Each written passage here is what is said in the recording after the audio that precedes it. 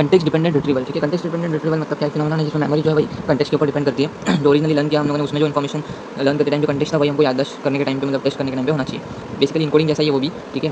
तो memory isolated store नहीं होती, वो लिंक रहती है एनवायरमेंट या इंटरनल स्टेट से। जब लर्निंग के टाइम पे जो हम लोग यूज़ करते हैं और टेस्टिंग के टाइम पे भी अगर वही रहेगी तो हमको अच्छे से याद रहता है, ठीक है। फिर एक्सटर्नल कंटेक्स्ट मतलब क्या, कि फिजिकल एनवायरमेंट जिसमें लर्निंग हुई है वही अगर लोकेशन और सराउंडिंग हमको अगर दी जाए टेस्टिंग के टाइम पे तो सेम हमको रहेगा, तो फिर अच्छे से याद आता है, ठीक है। तो गॉर्डन एंड बैडली क्या बोलते हैं, फेमस स्टडी की थी जिसमें स्कूबा डाइवर्स को उन्होंने लिस्ट ऑफ वर्ड दिया, जो उनको बोला अंडर वाटर और ड्राई लैंड के ऊपर आप याद करो और टेस्ट दो, ठीक है।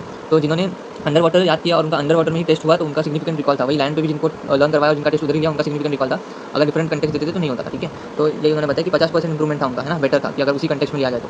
फिर इंटरनल कंटेक्स्ट इफेक्ट्स क्या है, जिसमें कंटेक्स्ट डिपेंडेंट फिजियोलॉजिकल और इमोशनल स्टेट के ऊपर भी डिपेंड करता है कि अगर सेम फिजियोलॉजिकल स्टेट और इमोशनल स्टेट रहेगा तो कंटेक्स्ट अगर लर्निंग और रिट्रीवल के टाइम पर यही वाला सेम रहेगा, कंटेक्स्ट सॉरी मतलब इंटरनल कंटेक्स्ट जो फिजियोलॉजिकल और इमोशनल स्टेट वाला, तो रिकॉल अच्छा होता है। तो स्टेट डिपेंडेंट लर्निंग मतलब क्या, कि अगर इंडिविजुअल जो है अपना फिजियोलॉजिकल और साइकोलॉजिकल स्टेट जो है मैच करता है इनकोडिंग और रिट्रीवल के टाइम पे तो उसका रिकॉल अच्छा होता है। तो जैसे कि ईच ने देखा पार्टिसिपेंट्स को अल्कोहल और मैरिजुआना का इन्फ्लुएंस किया है ना, मतलब अल्कोहल और मैरिजुआना जिन्होंने पिया था उनका जो याददाश्त था उसी कंटेक्स्ट में, मतलब उन्होंने याद किया और उसी में उनको जब बोला कि यही मटेरियल को अभी वापस आप क्या बोलते हैं याद करो, ठीक है, उसी स्टेट में अल्कोहल और मैरिजुआना पी के, तो उनका इंटॉक्सिकेशन में भी मतलब उन्होंने अच्छे से रिकॉल किया क्योंकि वही उनका याद करने के टाइम पे भी उन्होंने वही यूज़ किया था, ठीक है।